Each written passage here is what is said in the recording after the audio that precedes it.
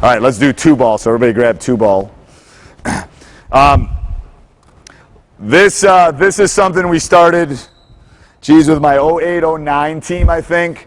And you know, everything I've gotten with two ball, with the exception of one thing I've gotten from Forrest Larson, who used to be the Lake Geneva Badger coach. You know, I think this is a little bit of me being a math teacher. You know, why do one ball dribbling when you can do two ball dribbling? You know, I have an 8-year-old at home, and you know, we do a lot of two ball dribbling. We don't do a lot of one ball dribbling, just because why not? You know, I only have his attention span for a short period. If I can get him dribbling with two balls, he's working on his left and his right. So I'm gonna show you the basics of this, and then as they're kind of doing it, I'll expand a little bit. But you know what's good about this, and I'll just have them go down and back because there's only 4 of them at this point. But you know, what I want to really do with them is get them to keep that ball low and keep it out in front. So the first thing we're going to do is have them just two ball dribble as fast as they can. We'll just do speed dribble all the way down and all the way back. Now, these guys are all really, really, really good basketball players, so I know this isn't going to happen. But if it does, if it bounces off the foot, if it bounces all over, what I tell my guys is go run, pick up the ball, and come back to where you lost it. Because especially if you have 5, 6 guys, it's going to happen. It's two ball dribbling. It's, you know, unless they've been doing this a lot, it's going to bounce all over the place once in a while. So that's okay. What I tell them is just grab the ball and then go back to the spot where you were. All right. So speed dribble, the key is kind of keep the ball out in front. Okay. Head up, keep the ball out in front. Okay. Ready? Go.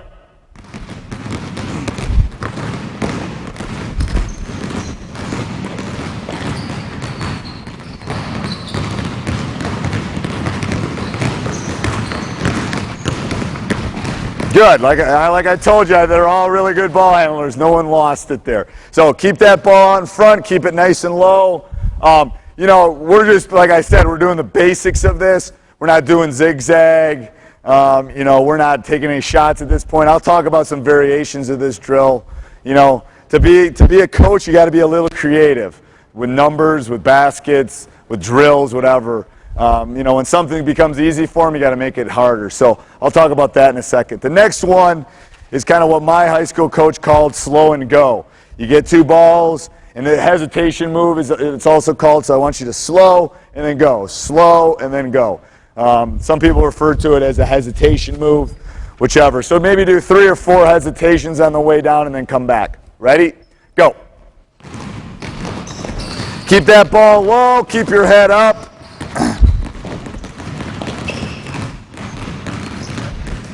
And these first 2 drills aren't too bad, you know, as far as losing the ball and that. What I tell, especially because we've had camp this week, what I tell my campers, especially in the ones that we're going to do right now, I tell my campers go as fast as you can without losing the ball. You know, I don't think there's probably many high school players that can't do hesitation and as fast as they can once they kind of figure out their pace going in the full court. These next couple moves, they might have to slow it down a little bit. So what we'll do is, let's do crossover first. Okay, so bring the ball up. You got to figure out which ball is going to go in front, which ball is going to go in back, but you're basically going to switch hands. The ball in the left hand is going to go to the right, right hand is going to go to the left. So when you do that, and I always point this out to them, you can't just do your normal crossover. One's got to be in front of the other, or the balls are going to hit. And just go at the pace at which you think you're not going to lose the ball here. All right, go ahead.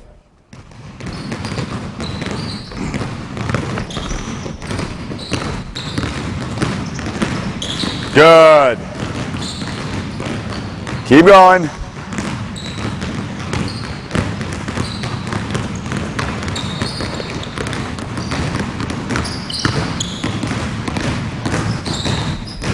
Now, especially with the next couple drills, you'll probably want less people on the court, and you know, 4 is probably a good number, but they'll want to move back and forth. They won't want to just go straight down the court.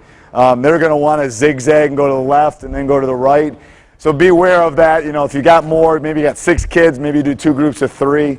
Especially with crossover and some of these other moves, it's a little bit easier if you can go at an angle and then switch direction. going straight ahead is a pretty difficult thing to do. All right, next one is behind the back. Okay, so again, 2 balls. When I have 2 balls and I'm going behind the back, all right, the easiest way is everybody right-handed, right? Everybody's right-handed? So the easiest way to do it is probably put that left ball in front, the right ball in back, and then switch. All right, so as you come up, you're dribbling 2 balls. You're going to move the left ball to the right hand and the right ball behind your back. It's a little easier to put the right ball behind your back than the left ball if you're right-handed. All right, so let's see how this one looks. Most kids can dribble up the court one-handed and go behind the back. It's the same thing, except now you have an extra ball that you got to get to that other hand. All right, let's see how this looks. Go ahead. Good, keep it low.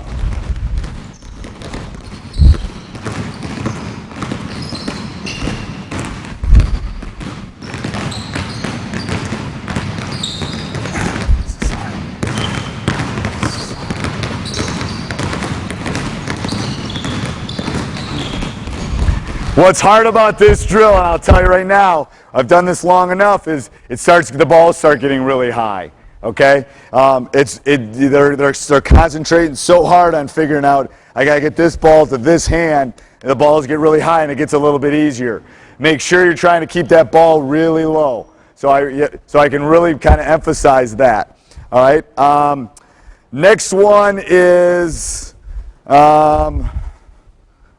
Let's do between the legs, okay, between the legs. So it's the same premise, all right? It's probably easier to go with your right hand, move the left ball to your right hand, and the right ball through your left leg. Put that left leg out. So we'll see. This one we haven't walked through with the guys, so I'm not sure. This one could be a little messy. Let me move out of the way here so I don't get hurt. All right, go ahead.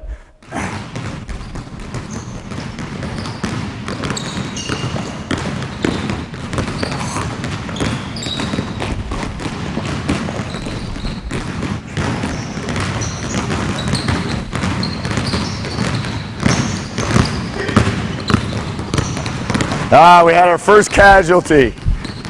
Second casualty. So that's a hard one. That's a difficult one to do. A couple things with that, especially with the little kids, they'll want to go behind. Make sure that they're going through the front when they're doing between the legs. That's a key point with that. And then the ball's going to bounce off. It's going to happen. Just make sure you pick it up and go from there. Okay? Mixed moves. Any move you want. Change it up. Down and back. Go.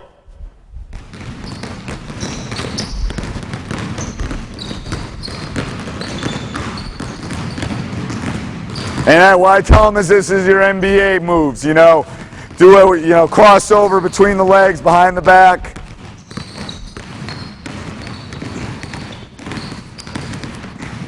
All right, the last one I call the yo-yo part of this. This one, again, I got from Coach Williams at Marquette. When I was down watching, I actually saw Wesley Matthews, who plays for the Jazz now, do this, former Spartan. So let's put, who's going to do this? Drew is going to do this? All right, so it's going to be the same premise. I'm not sure what Coach Williams called it. I kind of nicknamed it the yo-yo. But they're going to use him as kind of an indicator. As he dribbles toward them, they're going to dribble backwards. As he dribbles backwards, they're going to dribble toward him. All right, and he's going to try to get those 3 guys down to the other end. Okay, it's good working on that retreat dribble. I think it's a dribble that a lot of people don't work on, but I think that's something you really should work on. Going forward, going backwards. Oh, I'm going to get trapped. I got to change direction and I got to get out of there. All right. You can do this. Let's start actually at the gray line there. You can do this where they got to try to get to them and stuff, but we'll just kind of do it as kind of a generic thing here. All right, go ahead. Good. Back up. Come forward. Back up. Good.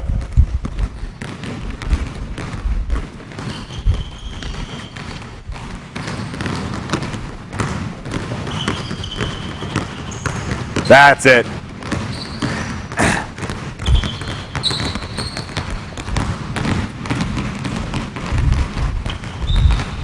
Very good. All right, stop.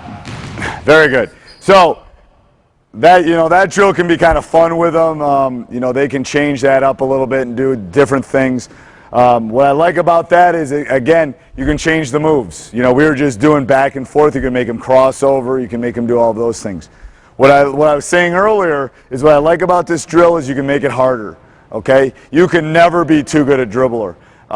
You can put one mini ball, like a little mini ball and a big ball and do that. You can do a tennis ball and a ball.